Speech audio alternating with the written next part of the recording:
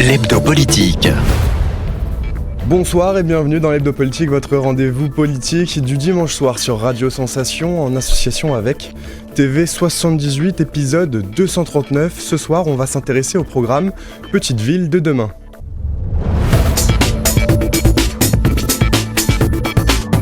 L'Hebdo Politique. Nous avons reçu les maires de 5 communes essonniennes sélectionnées par l'État pour faire partie du programme Petite Ville de demain, un programme lancé en 2020 par le gouvernement qui vise à renforcer les moyens des élus des villes de moins de 20 000 habitants qui exercent des fonctions de centralité pour que ces maires puissent développer leurs projets de territoire jusqu'à 2026. Alors tout au long de ce programme, l'État va investir 3 milliards d'euros pour plus de 1600 communes. Parmi ces communes, on retrouve Angerville, Balancourt-sur-Essonne, Breuillet, Milly-la-Forêt ou encore la ville de Dourdan. On commence d'ailleurs cette émission avec son maire, Paolo de Carvalho. Pour l'État, Dourdan était une ville qui était en décrochage. Mais avant de parler de cela, moi j'aimerais dire que Dourdan, d'abord, c'est un art de vivre à la dourdanaise. C'est ce que j'ai essayé de dire pendant ma campagne électorale. Et maintenant que je suis maire, on le met d'ailleurs, c'est devenu notre slogan, l'art de vivre à la dourdanaise. Pourquoi ? Parce que, en fait, Dourdan est une ville extraordinaire. Extraordinaire, pourquoi ? Parce qu'elle a d'abord des services publics. Services publics comme un lycée, 3 collèges, un cinéma, une piscine, une médiathèque, un conservatoire, des gymnases, 2 gares RER, une gare routière, en fait un hôpital. Donc c'est une ville particulièrement bien dotée en services publics. Pour une ville de 11 000 habitants, c'est assez incroyable en France. Et c'est la raison pour laquelle aussi je pense que Dourdan avait besoin de ce petit coup de pouce qui est Petite Ville de demain. Alors une convention d'adhésion a été signée entre l'État et la ville de Dourdan en mai 2021. Elle porte sur 4 volets principaux et donne donc les premières pistes de réflexion pour repenser comment sera Dourdan dans quelques années, le Dourdan de demain. Alors le premier volet traite des mobilités. Dans les petites villes, la voiture est le mode de déplacement privilégié. Vous souhaitez donc développer les pistes cyclables dans la ville, mais aussi en reliant Dourdan aux autres villages voisins. Dans la campagne aussi, dans la ruralité, il faudra aussi réduire l'utilisation de la voiture. Oui, alors pourquoi ? Parce que Dourdan, c'est une ville-centre d'abord, c'est le berceau des Capétiens, c'est la capitale du Haut-Rhin, c'est historique, c'est comme ça. Et on s'aperçoit effectivement que, en fait, il y a 2 manières de voir les choses. Soit on dit les piétons contre les vélos, soit on dit les vélos contre les voitures, mais en vérité, dans une ville comme celle de Dourdan, on a besoin de toutes les mobilités. On a besoin de la voiture parfois pour aller travailler, mais on a aussi besoin de se déplacer entre les villages, entre les maisons et notamment les collèges ou les services publics. Ce qui est un peu spécial à Dourdan, c'est que vous avez la ville qui est entourée d'un périphérique, et autour de ce périphérique, eh bien, il y a 9000 véhicules jour. La question qu'on s'est tout de suite posée, c'est que est-ce que avec 9000 véhicules jour, on peut y mettre des vélos? Donc on s'est dit, non, il faut d'abord sécuriser, et c'est la raison pour laquelle on a une grande ambition de pouvoir mettre autour donc, de ce projet Mobilité douce le vélo au premier plan. D'ailleurs, la première chose que l'on a faite, à partir de maintenant, toutes les constructions qui vont être faites sur Dourdan, c'est-à-dire que quand vous allez construire un immeuble, eh bien, nous avons convaincu tous les partenaires qui sont des partenaires, des constructeurs, des promoteurs, de pouvoir vendre avec l'appartement, le vélo, ce qui permettra demain d'avoir, si on a 400 appartements, 400 vélos. Il y a aussi une réflexion sur la place donc, de la voiture dans le centre-ville, précisément refonte du stationnement, développement donc, des recharges pour les voitures électriques. C'est le grand projet de l'Union européenne d'arrêter la vente des voitures thermiques. Il va falloir s'y préparer. Qu'est-ce qui ressort de toute cette réflexion sur le centre-ville ? Vous savez, la meilleure des énergies, c'est celle qu'on ne consomme pas. Donc moi je pense que d'abord il faut promouvoir, donc, comme je vous le disais, le vélo, il faut promouvoir aussi la piétonisation. Il faut savoir que Dourdan est vraiment très, très bien adapté parce que vous avez pas mal de rues piétonnes à Dourdan, et donc c'est la raison pour laquelle nous souhaitons d'ores et déjà travailler sur ce sujet. Maintenant, sur les voitures électriques, évidemment, les voitures électriques, c'est un sujet majeur à l'échelle nationale, mais aussi à l'échelle européenne. Évidemment qu'on va investir dans des bornes électriques, mais je pense que vraiment, ce qu'il faut pour la ville de Dourdan, c'est trouver un consensus entre la voiture, les piétons et le vélo. La culture, c'est aussi un outil pour dynamiser une ville. À Dourdan, il y a le château qui a fêté cette année ses 800 ans. La création d'un pôle culturel est envisagée sur la commune. Mais oui, parce que, comme je vous le disais, Corentin, la ville de Dourdan, c'est le berceau des Capétiens. Le château, c'est un atout majeur. On peut même dire que le château, c'est quelque part un outil de marketing territorial. Vous allez dans toutes les villes de France, vous allez à Carcassonne, évidemment, c'est les murailles. Vous allez à Paris, c'est la Tour Eiffel. Vous allez à Versailles, c'est le château. C'est pour ça que la vidéo pour la promotion du département de l'Essonne commence et finit à Dourdan. Exactement, le président François Durovray l'a bien compris. Et d'ailleurs, il le dit, tout a démarré à Dourdan. Le troisième volet, c'est l'habitat. La ville a fait appel à 2 écoles d'architecture pour travailler sur des cas concrets. Les étudiants de l'école de l'ENSA Val-de-Seine ont travaillé donc sur l'aménagement du centre-ville et ceux de l'école Paris-Malaquais sur la valorisation de la place du Chariot. Alors c'était intéressant pour la ville d'avoir un autre point de vue déjà jeune et puis extérieur. Vous savez, Corentin, ce qui est très dangereux quand vous faites de la politique, c'est les a priori. Et les a priori, vous savez, ce qui est plus dangereux qu'un a priori, 2 a priori. Donc, quand vous faites de la politique, il ne faut pas avoir d'a priori. Et quoi de mieux qu'un œil neuf pour effectivement trouver des idées. Vous savez, vous êtes jeune, mais quand j'ai démarré cette aventure avec l'école Malaquais et l'école Paris-Val-de-Seine, j'ai expliqué à ces jeunes architectes que tout était possible, rien n'est obligatoire. Et que l'idée, c'était de se dire, ayez pas un rêve, mais 2 ou 3 rêves d'avance. Devenez visionnaire. Et c'est exactement ce qu'ils ont fait. Et moi, je suis ravi parce qu'ils nous ont donné vraiment une nouvelle impulsion. Et peut-être ils nous ont permis de se dire que, quelque part, on s'était interdit des choses. Parce qu'on avait effectivement ce dogme d'a priori. Donc l'idée d'avoir fait travailler ces jeunes architectes, que je remercie d'ailleurs, vraiment nous a permis d'avoir une ouverture d'esprit beaucoup plus importante. Parmi les villes sélectionnées, on retrouve aussi Angerville, tout au sud de l'Île-de-France. Et parmi les projets évoqués, la refonte du centre-ville et les transports. On écoute Johan Mittelhauser. Elle est située à la frontière de l'Île-de-France, au sud du département de l'Essonne, à équidistance quand on enlève les embouteillages de Paris, de Chartres et d'Orléans. Et donc Angerville a su conserver sa propre aire d'attractivité, notamment sur le Nord-Loiret, Eure-et-Loir, ce qui lui permet aujourd'hui d'avoir un centre-ville qui est dynamique, qui est attractif, dans lequel la vacance commerciale est quasi nulle, et c'est, je dirais, tant mieux. Et le dispositif Petite Ville de demain va concourir justement à continuer de conforter aujourd'hui le rôle de centralité secondaire, parce qu'effectivement, nous n'avons pas la même attractivité qu'Étampes. Pour autant, sur un territoire, il y a ce qu'on appelle les pôles d'équilibre. Angerville fait partie de ces pôles d'équilibre, ce pourquoi elle a été reconnue dans le programme Petite Ville de demain, et donc ce pourquoi nous souhaitons nous impliquer à travers ce programme pour maintenir ce rôle de centralité. Alors pour ce programme, vous aviez 18 mois pour établir une stratégie.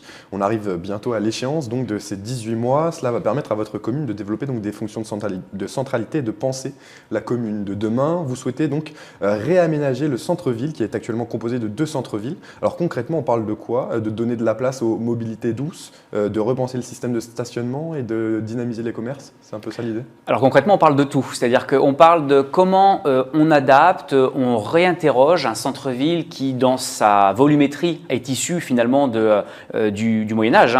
Nos 2 places, nos 2 centres-villes aujourd'hui, concourent à l'articulation de la commune depuis, en tout cas dans l'état actuel, depuis la Révolution française.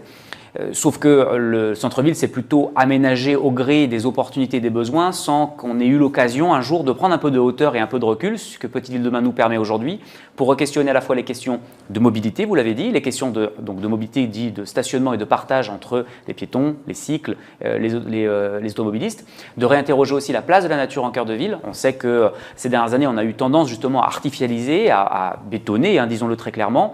Comment on concourt à permettre aussi de renaturer nos espaces pour les rendre plus qualitatifs, comment on redonne sa place aussi à des lieux de rencontre, de socialisation, qui permettent aussi à des marchés d'ailleurs de pouvoir mieux exister, mieux accueillir les habitants, et comment également on permet au commerce de demeurer dynamique, attractif, donc c'est-à-dire qu'il ne faut pas, il faut bien penser à la question de l'accessibilité des commerces, notamment en termes de stationnement, tout en travaillant aussi sur faire revenir des habitants en cœur de ville. Et j'en terminerai par là, le centre-ville d'Angerville n'a pas échappé à ce que beaucoup de cœurs de ville ont connu. Jadis, les commerçants habitaient au-dessus de leur commerce et y accédaient via le commerce, sauf qu'avec le temps, les habitudes ont changé, les commerçants ne vivent plus dans leur boutique et en revanche, les logements qu'ils occupaient jadis, n'étant pas accessibles autrement que par le passage de la boutique eh bien, se sont vidés, se sont dépeuplés. À Angerville, on estime aujourd'hui qu'il y a entre 180 et 200 logements de cœur de ville qui sont inhabités. C'est autant de possibilités de reconquête et de travail à mettre en œuvre à travers Petite Ville de demain. Donc voilà, le travail du centre-ville, ce sont tous ces éléments qu'il va falloir justement coordonner, qu'il va falloir réfléchir, concerter. Parce que ce qui est important aussi, c'est la concertation, à la fois la concertation avec le monde des commerçants, avec les habitants du cœur de ville et plus globalement les habitants de la commune pour qu'ils s'approprient et qu'on ne soit pas dans ce qui a pu se voir parfois sur d'autres communes, des grands travaux pharaoniques qui n'ont de sens que de se faire plaisir, mais bien des travaux qui correspondent aux attentes, qui sont partagés et qui se permettent de dire qu'Angerville se projette sur le 21e siècle totalement, on y est déjà bien entré, mais totalement, et adapte son centre-ville aux nouveaux usages. Alors, repenser la ville de demain, c'est aussi repenser les transports de demain aussi. Quand on habite à Angerville, la voiture est quasiment indispensable aujourd'hui. Alors on parle beaucoup de réduire l'usage de l'automobile dans les grandes villes, dans les grandes couronnes. Quelles sont les pistes de réflexion que vous avez, vous, pour le Angerville de demain? Est-ce que le Angerville de demain sera un Angerville avec beaucoup moins de voitures? Alors, il faut distinguer deux choses. Il faut distinguer les habitants d'Angerville et la question du transport pour ceux-ci, et également les personnes qui viennent de l'extérieur consommer sur la commune. Et donc, je commencerai par cela, ça retour à ce que je disais par rapport à l'aire d'attractivité de la commune. Vous avez à peu près une vingtaine de kilomètres au sud d'Angerville, une myriade de petits villages qui comptent moins de 100-150 habitants avec aucun commerce. Ces personnes-là ne peuvent opérer leur démarche du quotidien sans véhicule. Et ils les opèrent depuis la commune à destination de la commune d'Angerville. Ils vont voir leur médecin, ils vont dans les commerces de centre-ville, dans les grandes surfaces et autres. C'est ce qui permet à Angerville d'être dynamique. Donc on sait que à brève échéance, à tout le moins, tous ces petits villages-là ne vont pas être maillés par des réseaux de bus, par du transport ferré, et que par conséquent, la place de l'automobile va rester prégnante. Maintenant, on doit repenser aussi l'usage du véhicule et la place du véhicule. À nous de mieux distinguer les stationnements qui sont à proximité du cœur de ville, de mieux les flécher pour mieux orienter justement ce flux-là. Et puis sur la question des habitants, c'est continuer à œuvrer en faveur à la fois de liaisons ferrées qui existent aujourd'hui avec le train express régional Paris-Centre-Val de Loire, alors qui est une ligne, donc c'est la ligne Paris-Orléans qui est déjà très structurée, sur laquelle il est compliqué aujourd'hui d'obtenir des arrêts de TER supplémentaires. On en a très peu, on en a 7 par jour, ce qui est loin de satisfaire la demande telle qu'on pourrait l'avoir en Ile-de-France. Et c'est tout le travail partenarial qui a été entrepris en lien avec Ile-de-France Mobilité pour, en corollaire, mettre en œuvre des transports en bus et aussi adapter le cadencement de ces bus aux réalités, aux usages.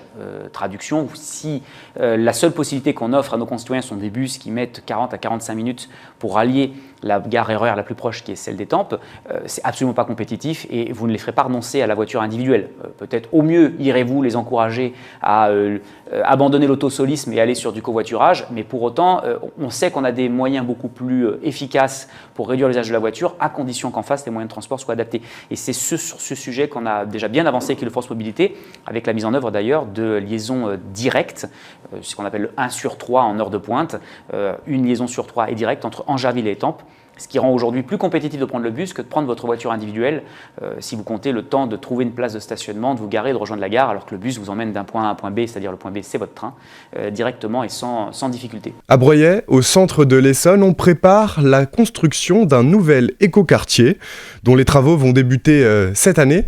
On écoute Véronique Mayer, maire de la ville. Alors, il commence cette année et je précise tout de même que Petite Ville de demain, ce n'est pas ce qui a permis de mettre en place ce projet. Ça, c'est un projet qui se travaille, ce nouveau écoquartier, ça se travaille depuis plus de 15 ans déjà, puisque il y a cette friche industrielle. Quand en 2020, l'État flèche et nomme Breuillet quand il lance cette opération de réinvestir les friches industrielles, évidemment, on va commencer, nous, à lancer certaines études et ce qui nous aide, c'est le dispositif Petite Ville de demain qui nous a permis de recruter une chef de projet qui est arrivée dans la ville en janvier 2022. Donc ça fait un peu plus d'un an maintenant qu'elle est avec nous. Et c'est indispensable parce que c'est un travail à plein temps pour pouvoir mobiliser tous les outils dans le cadre de Petite Ville de demain qui sont mis à notre disposition.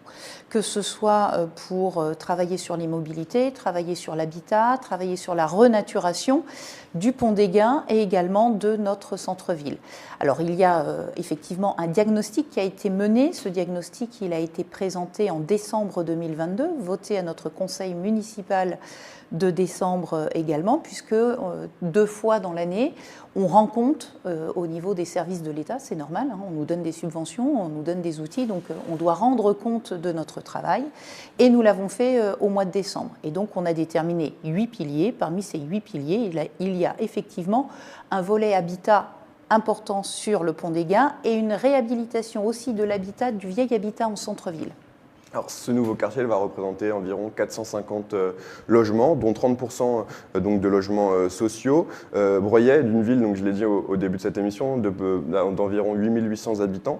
Ça va représenter une augmentation importante de la population pour la commune. Il va falloir anticiper pour s'adapter en termes d'adaptation des services publics, en termes de circulation aussi. Tout à fait. Alors gouverner, c'est anticiper, hein. Sinon on ne gouverne pas, on ne dirige pas, on ne prend pas de décision, il faut se porter plus loin. Et donc les décisions que l'on prend aujourd'hui sont des décisions que l'on prend en voyant les conséquences à 2030, 2035 même. Et effectivement, alors le chiffre de 450 logements, c'est un chiffre qui est établi depuis 2013.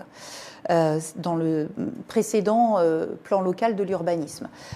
L'espace était déjà fléché et là on y arrive, donc c'est 450 logements, environ 450 logements, 30% de logements sociaux pour pouvoir répondre à nos objectifs d'arriver à 25% de logements locatifs sociaux sur la commune. Donc depuis plusieurs années, dans tous les programmes, on met automatiquement 30% pour pouvoir arriver finalement en moyenne à ce 25%. Et la principale conséquence d'une augmentation de la population ou d'un rajeunissement de la population, parce qu'on le voit déjà depuis quelques années à Breuillet, c'est l'ouverture de classes. Donc là, on estime que d'ici 2030, l'augmentation, l'évolution des effectifs scolaires nécessite la construction de 7 nouvelles classes. Donc on y réfléchit activement. Et on fait plus qu'y réfléchir, on a déjà lancé une étude sur ce sujet. Et en termes de circulation aussi ? Alors en termes de circulation, je vais avant tout parler non pas de la circulation voiture, mais de la circulation piétonne et vélo, les circulations douces, trottinettes également, puisque la volonté, c'est de penser ce nouveau quartier et de penser la réhabilitation de notre centre-ville avec des circulations apaisées.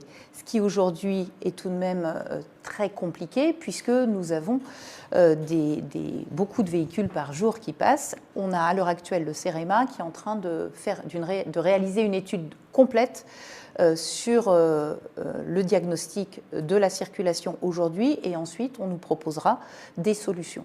À Milly-la-Forêt, ville de 4500 habitants, on compte sur Petite Ville de demain pour développer encore davantage l'attractivité touristique de la ville, connue notamment pour sa halle. On écoute Bernard Boulet, ancien député et conseiller municipal de Milly-la-Forêt, en charge du programme Petite Ville de demain. Il est accompagné du maire de la ville, Patrice Sinsart. Oui, alors la restauration de la halle était amorcée avant le programme PVD. Le PVD est venu en apport derrière. Il va compléter finalement oui, mais nous avons d'autres monuments qu'il était prévu de restaurer dans le temps. Les moyens financiers d'une petite ville étant limités. PVD amène quand même une manne financière de plus de 8 millions d'euros, 8 millions et demi d'euros exactement, dont 60% est subventionné par le programme. Donc ça nous a permis de mettre en priorité un certain nombre de restaurations qu'on n'aurait pas pu faire sinon. En particulier donc la fin de la halle, le Colombier, la chapelle Sainte-Blaise qui est refaite complètement, et exceptionnellement la chapelle Sainte-Blaise ne coûtera rien à la commune, puisque nous sommes subventionnés à 100%. Il y a eu la Fondation du patrimoine qui a abondé, et le préfet, monsieur Jalon, l'ancien préfet, avait donné une dérogation pour qu'on puisse financer à 100%, ce qui n'est pas toléré en principe, les plafonds étant de 80%. Alors vous souhaitez dans ce projet aussi créer prochainement une maison des arts et de l'artisanat. Alors à quoi est-ce que cette maison va-t-elle servir ? Alors on a sur le secteur de la communauté de communes une vie artisanale très forte. en artisans d'art. Il y a à peu près 70 artisans d'art sur le secteur. Et depuis longtemps, ces gens-là souhaitaient se réunir dans quelque part pour avoir une vitrine pour présenter leurs différentes œuvres. On a vu que dans le programme Petite Ville de demain, on avait la possibilité de réaliser quelque chose. En plus, Milly a la volonté d'avoir le label Ville et Métiers d'Art. Donc, on a trouvé un local qui appartient à la mairie, qui est à rénover partiellement et qui plaît aux artisans. On a monté le projet avec eux.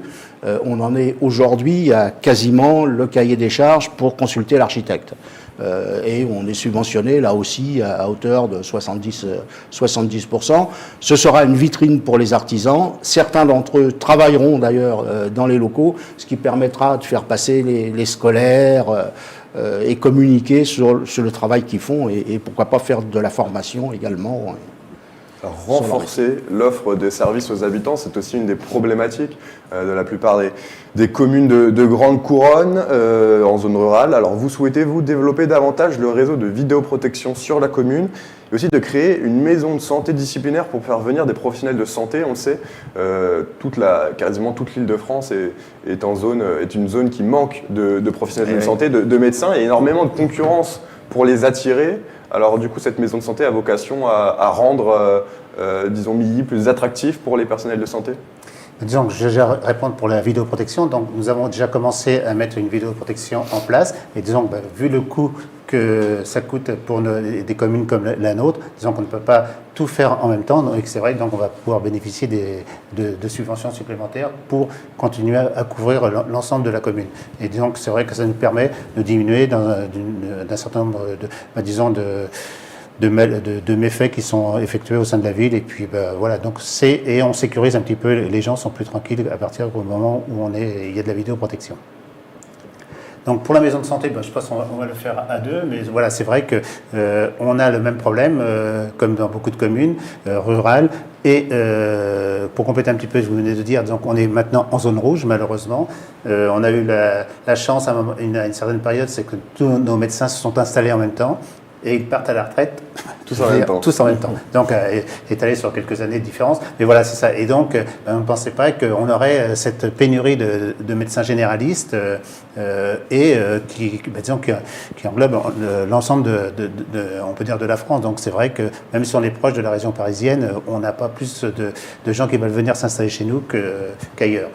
À Balancourt, enfin, le programme Petite Ville de demain sera l'occasion de rénover énergétiquement la commune et les bâtiments de la municipalité. Ce sera l'occasion aussi d'avancer le projet de maison de santé.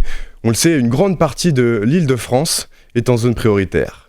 On écoute le maire de Balancourt, Jacques Mionne. Le plus énergivore, c'est le COSEC, où on a 2 salles polyvalentes, plus des salles spécialisées en dojo, salle de gym, salle de tennis de table. Voilà, donc là, c'est lui qui va être la priorité. Donc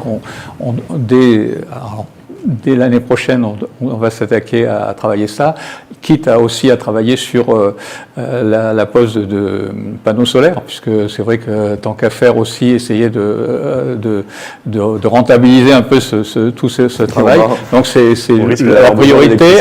Après, ce sont les écoles, puisqu'on a des écoles anciennes, notamment une école qui a plus de 100 ans. Donc, mais bon, là, ça, c'est des vieilles meulières, ça tient, mais il faut peut-être trouver une isolation appropriée.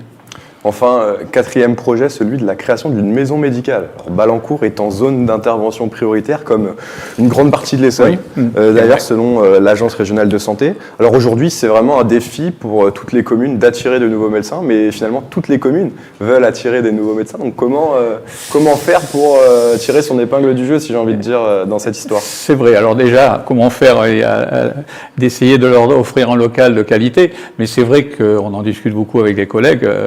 Dans cette désertification médicale, on en est un peu à faire la concurrence les uns des autres. Alors je sais qu'il y a même des communes qui payent, qui donnent une certaine somme pour pouvoir accueillir les médecins. Nous, d'une part, on n'a pas les moyens, d'autre part, c'est pas notre philosophie. Je veux dire, soit ils viennent, soit, s'ils préfèrent aller prendre de l'argent ailleurs, ils vont prendre de l'argent ailleurs. Donc, on essaie d'y travailler avec cette maison médicale. Donc, on a déjà réussi à récupérer un médecin généraliste et un cardiologue. on espère en récupérer davantage, mais si je peux dire un petit mot, c'est que notre maison médicale pour l'instant est partagée en deux, puisqu'on a loué une partie des locaux à la gendarmerie, puisqu'on est en train de refaire la caserne de gendarmerie qui appartient à la mairie de Valencourt. On est en train de le refaire, donc on les a déménagés pendant 6 mois. Ils occupent une aile, donc pour l'instant on ne peut pas l'occuper pour de futurs médecins, mais dès qu'ils seront partis, on va partir à la chasse, c'est le cas de dire, aux médecins, et en espérant que ce qu'on leur propose au niveau qualité de travail et puis on va dire soutien de la mairie suffira. On verra bien. Rapidement, quels sont les professionnels qui vous intéressent aujourd'hui? Nous, c'est surtout le médecin général, parce qu'on a, comme lié à la nouvelle population qui n'a pas de médecin, parce que les médecins actuels, ils gardent leurs patients et ils n'ouvrent pas à de nouveaux patients. Donc c'est un vrai problème. Merci beaucoup. C'est la fin de l'hebdo politique. Merci de nous avoir suivis. À bientôt pour un nouveau numéro. Et en attendant, très bonne soirée à tous sur Radio Sensation.